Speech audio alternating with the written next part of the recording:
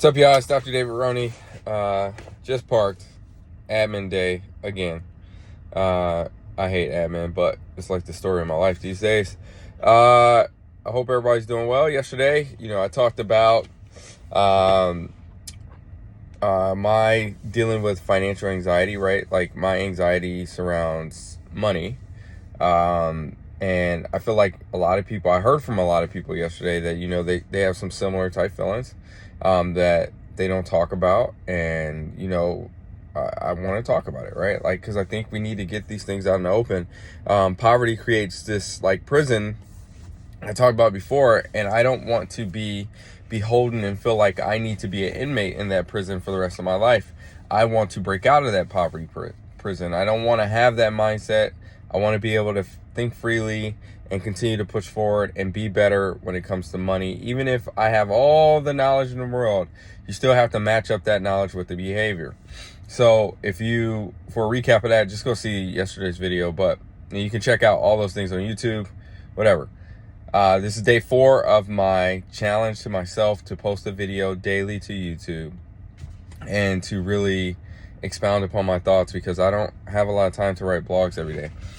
So with that being said, keeping along that same thing with financial anxiety, when I was a kid, man, I used to have these like super vivid dreams, and I still have them today, but like you would get this, like you see every kid goes through like being scared of the dark. Like for me, it was, I'd be scared of the dark, but then you think there's like a monster there, and it turns out it was like the shadow of a coat in a chair, right?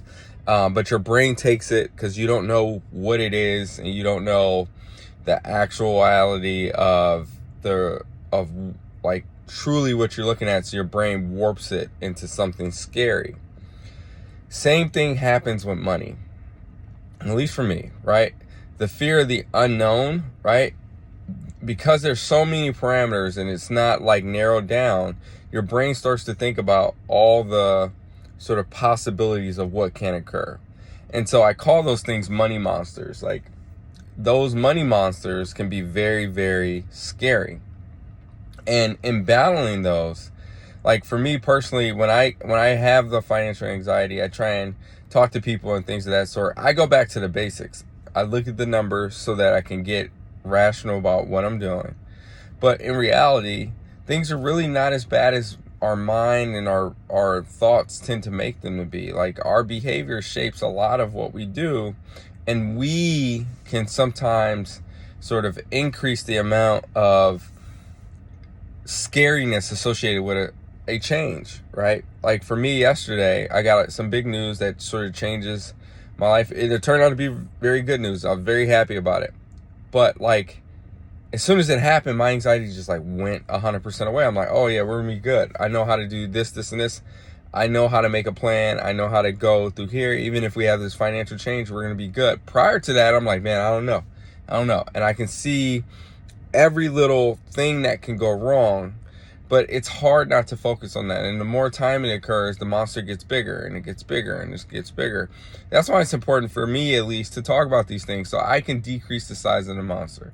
So I can increase the rationality that I hear, right? And allow my brain to sort of scale back and be like, it's not as bad as what you're thinking, and hear those things. Now, money monsters are important to deal with, right? Because if you don't address them, they grow out of control. And the more and more you try and deny them, they can sort of take over your life. It can be everything that you focus on. You find yourself thinking about it all day, every day. But typically, they're not as bad as what you think, right? Whether it's, hey, I only have $100 to stretch to the end of the week. Well, it turns out like you can see that $100, but it turns out you might not need it, right? You might already have food in the house. You might not need to go anywhere for the week. You can stay home. Your bills are paid. The biggest thing for me is every month I want to know that I can keep the roof over my head no matter where it is. I'm going to be safe. My family's going to be safe. They're going to have food in their bellies. And then the lights and the internet and all that stuff, my utilities are paid. That's the baseline, right? And everybody, some people don't like Maslow's hierarchy of needs. Like, that's the baseline thing, right? Like, if I don't have a dime outside of that, yeah, will it be uncomfortable? But at least I know I have those things taken care of, because that wasn't always a guaranteed in my life.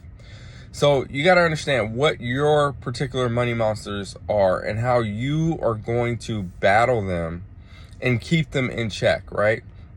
Making sure that you have a plan. Like I said, I go back to the basics whenever those things happen.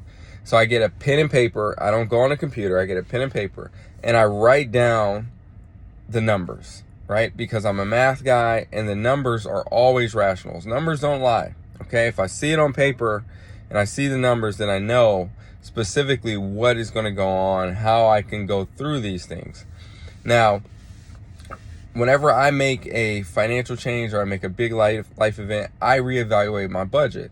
There are several different types of budgets, right? Everyone has their method on how they do their budgeting, right? You can do zero-based budgeting, where you allocate every last cent and dollar, and at the end of the month, you should have $0 in your bank account, right? Because the investments are already taken care of, savings are already taken care of, things of that sort. Then you have the 50-30-20 method, which is 50% of your budget goes to needs, 30% to wants, 20% to savings and investments. Then you have the envelope, whatever method you decide to use, just stay consistent. Don't switch up a bunch of times, right? For me, I try and use a zero-based budgeting method, right? And my goal is up front, I take care of my bills, my investments, my savings, and then the rest of the month, all that money that's left, that's for me and my family to do things that we want to do. And that was very helpful, right? Another thing that was helpful for me was increasing my income so that I did not have to rely on pinching pennies throughout the month. I hate pinching pennies. It makes me feel like I am still in that poverty prison. So I'd like to make sure that I can see money throughout the month. That's another way that I control my anxiety. Again, you got to figure out a way to deal with your money monsters, because they're important. You can't ignore them or they'll grow out of control. There are a lot of different ways to do it, but you got to find the way that works for you. Behavioral finance, there's a good book, The Psychology of Money by Morgan Housel, which it's a kind of a misnomer to think about the psychology of money, because in reality, it goes through it, but it talks about mainly how to invest your money, and like a lot of personal finance books usually come down to investing, unfortunately. But there's a lot of other aspects of making sure that you're secure and safe with your money. So dealing with your money monsters, don't ignore them. They should be like a pet, and they should be nice and friendly to you, right? But anyway, I hope everybody's doing well. Have a good day. Talk to you later. Remember to hit that like and subscribe button. Talk to you later. Peace.